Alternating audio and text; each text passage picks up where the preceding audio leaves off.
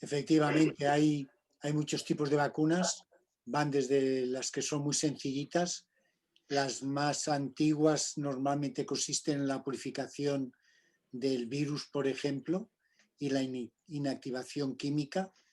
Otras consisten en una proteína del virus y otras en un trozo de la proteína, pero posteriormente lo que llamamos vacunas modernas han consistido en identificar qué es lo que hace que los virus sean virulentos.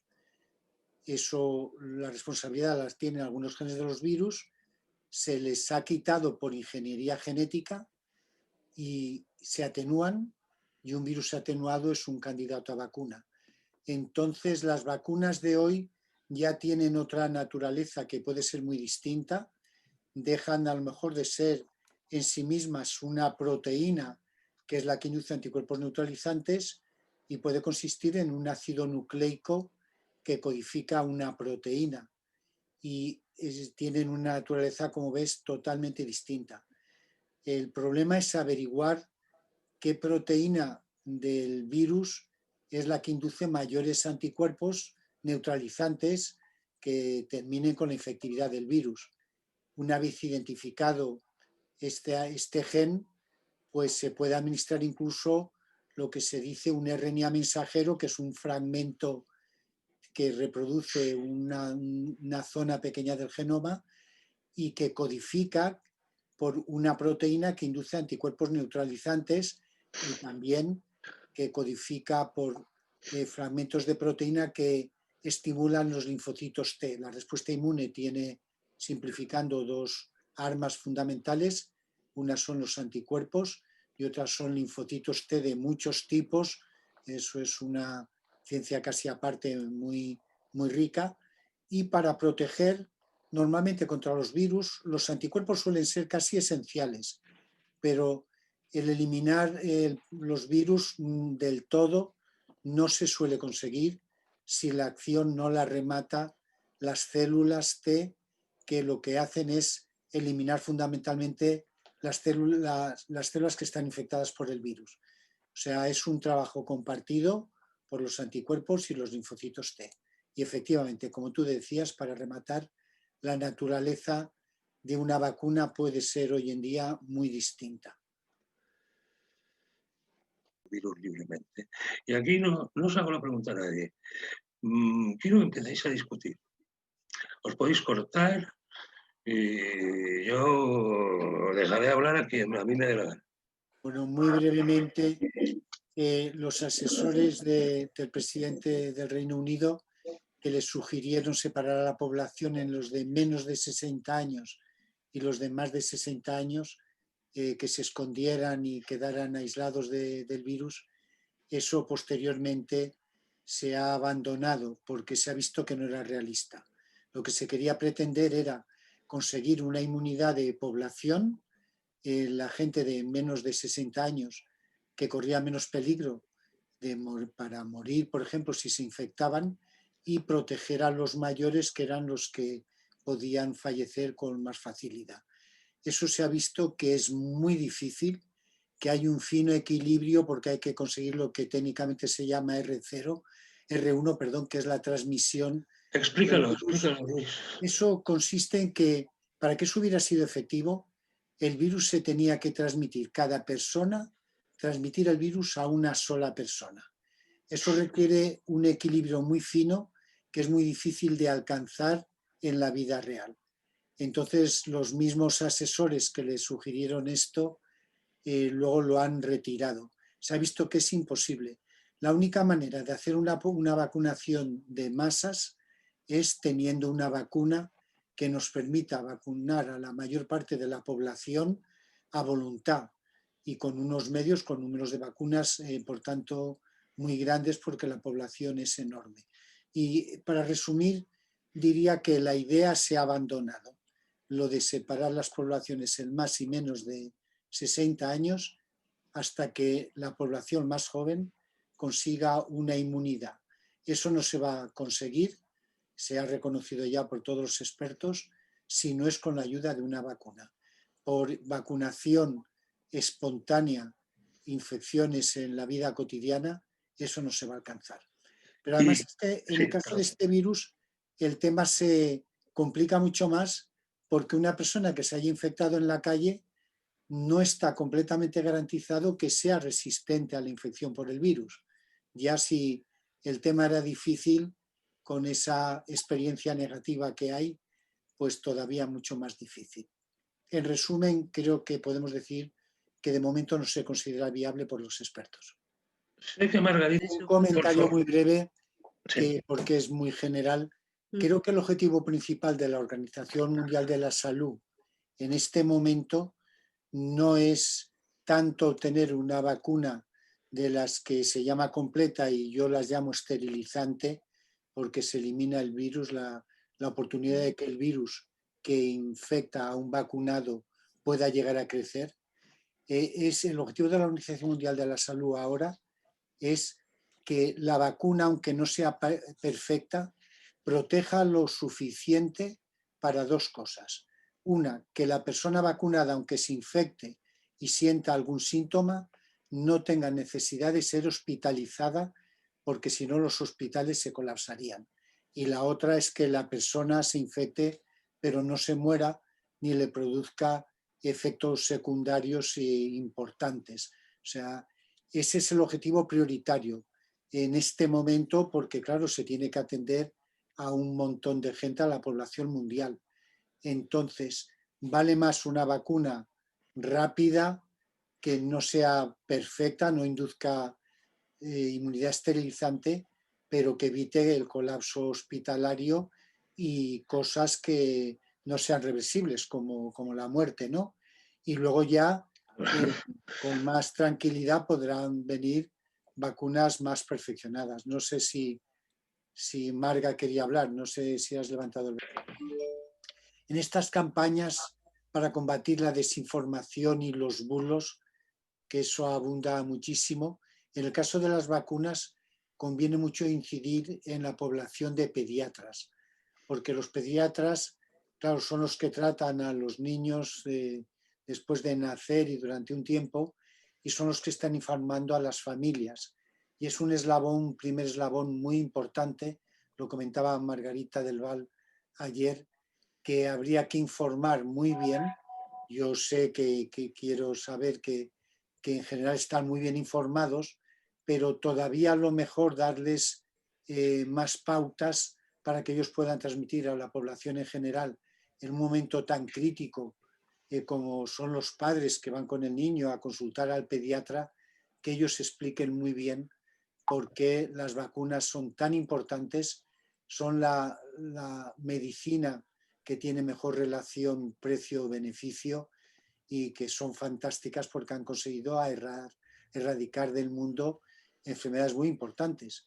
Yo ya tengo unos años y recuerdo cuando era pequeño ver mucha gente que tenía poliomielitis.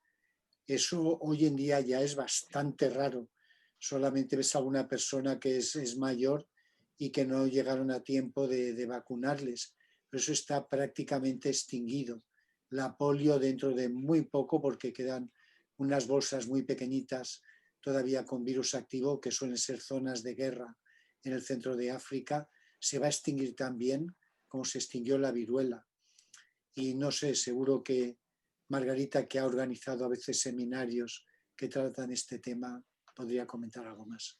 Y no Pues digamos el sí. experto. ¿no? Como ya Bien. dijo Margarita antes, la vacunación no puede ser obligatoria, no lo es en España.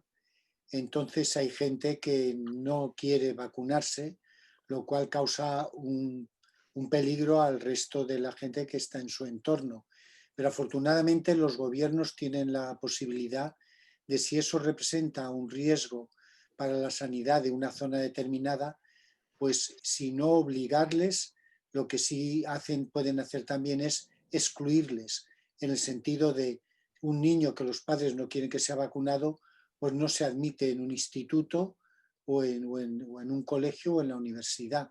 Si ellos quieren hacer lo que ellos quieren poniendo en riesgo al resto de la población, también hay instrumentos para contrarrestar esta posición que la mayor parte de la sociedad no la comparte y desde luego que no está soportada por los datos científicos en general.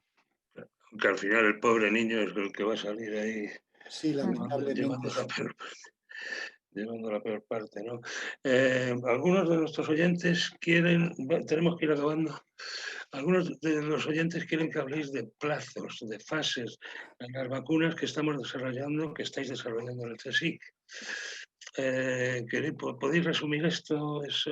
La gente está preocupada por cuándo va a llegar.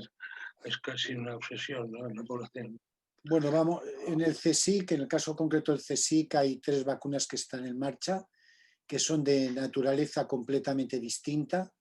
Una está basada en una molécula de DNA que se puede producir con mucha facilidad y muy económica. Esa podría llegar, en mi opinión, como pronto para el verano que viene, porque tiene que empezar todas las pruebas en humanos. La segunda está basada en un vector muy conocido, es un virus de la viruela completamente domesticado, es la que dirige el profesor Mariano Esteban en el Centro Nacional de Biotecnología. Esta va bastante adelantada y, entre otras cosas, porque es un vector que ya se ha utilizado durante muchos años para hacer otras 7 vacunas, que está aprobado su uso en Estados Unidos y en Europa. Se ha visto que cuando se ha cargado este vector con los genes que codifican la proteína que induce protección, efectivamente la han inducido cuando se ha administrado a ratoncitos inmunizados. Creo que va muy adelantada de las 3 del Consejo y que probablemente también, para que se pudiera dar con una seguridad, en mi opinión particular, para el verano que viene podría estar ya lista.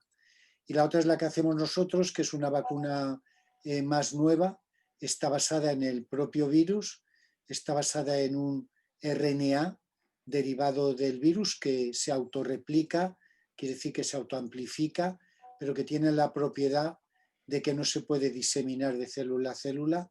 Esto lo convierte en una vacuna muy segura porque no se puede diseminar por sí solo, ya no la podemos llamar un virus, y que es muy potente porque contiene muchas proteínas del virus y se puede amplificar la dosis que administramos 10.000 o 20.000 veces.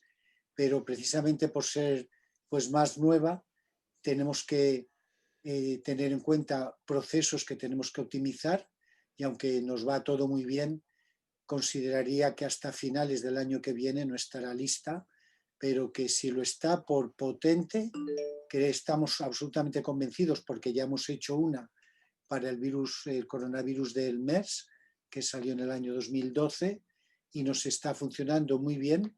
Lo único que necesitamos es que, además de eso, que pensamos que sí que lo va a hacer, ser muy efectiva, que no produzca efectos secundarios. Esto no lo sabremos hasta que no hagamos los ensayos en fase clínica en humano, tipo 1, 2 y 3, que todo el mundo conoce. Vale, gracias.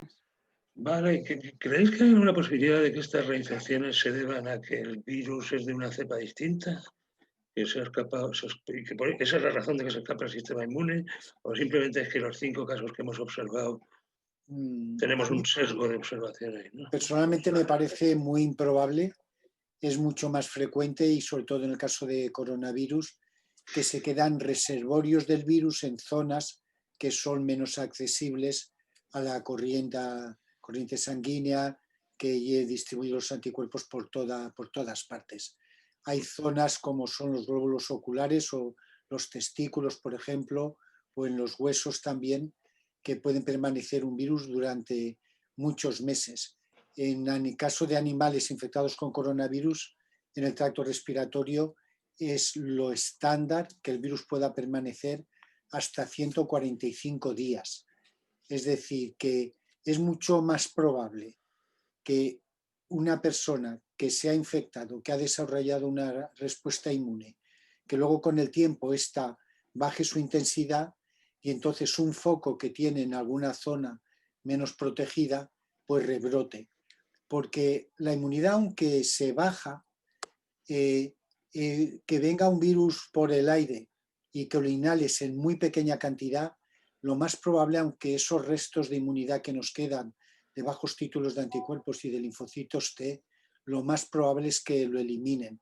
Es más difícil de eliminar un reservorio que ya lo tenemos internamente y que luego emerge. Esto se vio muy claramente, por ejemplo, con el virus ébola.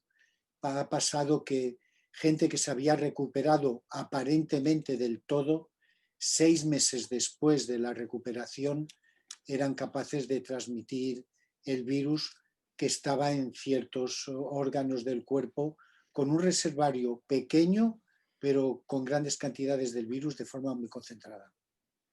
Muy bien. Para estar preparados en caso de una futura pandemia. Respecto a las vacunas, que es el tema que nos ocupa hoy, quiero decir, la vacuna hay que hacerla cuando surja el agente infeccioso, porque no la puedes hacer antes. Pero a lo mejor hay muchas cosas que puedes hacer antes para estar preparado para hacer una vacuna. No sé si mi pregunta tiene sentido. Bueno, lo primero, no cometer el error que hemos cometido anteriormente, y citándolo muy brevemente, creo que en España hay muy buenos investigadores, tanto en la universidad, en el consejo, incluso instituciones privadas, pero luego la segunda fase, cuando ya uno tiene la prueba de que la vacuna funciona a nivel experimental, en modelos experimentales, para el desarrollo necesitamos modernizar algunas fábricas de vacunas, que las hay en España muy buenas para hacer vacunas veterinarias, también adaptarlas a la producción de vacunas humanas y tener todas estas instalaciones ya listas, porque epidemias van a continuar surgiendo constantemente, eso es algo que podemos asegurar completamente, y además en un país como España con 47 millones de habitantes hacemos un consumo de vacunas extraordinario, de la gripe, del sarampión, etcétera, etcétera, y esas fábricas las necesitamos. Y como es como lo del armamento, también lo necesitamos, hay que comprarlo, aunque sea caro, pero también es muy importante tener la sanidad preparada y la producción de medicamentos, de respiradores para las UCI, etcétera, etcétera, mascarillas. Hay artículos que son de primera necesidad y que son muy obvios y teníamos que prepararlo en España. Tenemos que prepararnos no solo para la emergencia de una posible guerra, que esperemos que no venga nunca, sino de las emergencias sanitarias que seguro que nos van a llegar.